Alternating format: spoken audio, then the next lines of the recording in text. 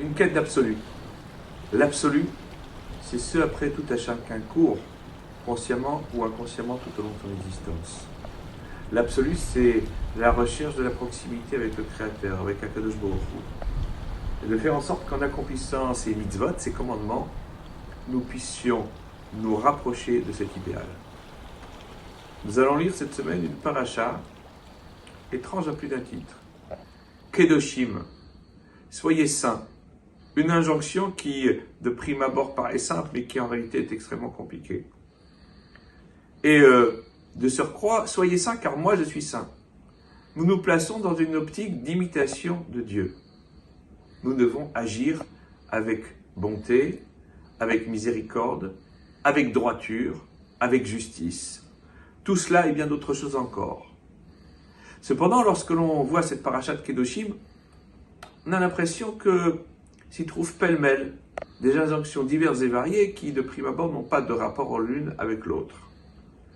C'est ainsi que l'on nous dit, et c'est le Netziv de Vologine qui fait remarquer cela, dans son commentaire sur la Torah, le Hamek Davar, qu'il y a des commandements qui peuvent avoir une incidence sur la paix sociale, et donc un rapport avec l'harmonie sociétale telle que voulue par la Torah. Une autre partie de la Sidra fait référence à ce que peut amener sa subsistance à Parnassa à l'homme. La Parnassa est d'ailleurs un sujet de paix sociale ou de lutte sociale. Et les événements que nous vivons en ce moment, en France et dans le monde, sont là pour nous prouver que, eh bien, lorsque l'homme a faim, lorsque l'homme est en train de se faire du souci pour sa subsistance, il peut arriver aux pires extrémités. Et c'est pour cela que la Torah nous dit soyez généreux les uns envers les autres. N'oubliez jamais l'impératif de justice sociale qui a été promulgué au Sinaï. L'obligation de payer ses employés sans tarder, le respect de la parole donnée, l'obligation d'une justice équitable et parfaitement incorruptible. Dans le même esprit, on peut voir aussi l'interdiction de l'esprit de vengeance, l'otikom velotitor. Et cet impératif absolu érigé en klal gadol par Rabbi Akiva comme grand principe de ve'ahavta l'erecha kamocha. Tu aimeras ton prochain comme toi-même, avec toutes les difficultés que cette injonction peut induire. Car l'on sait que aimer son prochain comme soi-même, c'est difficile. Surtout si on a du mal à s'aimer soi-même. Mais ça, c'est un autre problème.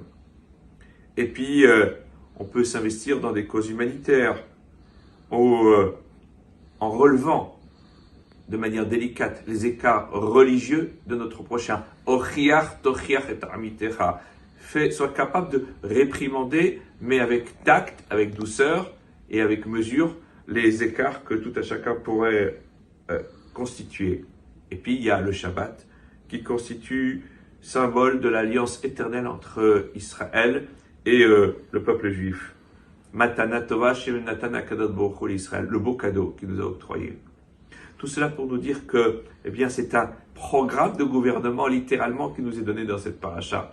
De savoir que si les hommes sont capables de se gouverner eux-mêmes, en invoquant la parole divine pour trouver la paix, la justice, l'équilibre, l'amour de l'autre, la justice qui soit une justice juste et compétente, eh bien, si tout cela est réuni, eh bien, c'est une société idéale.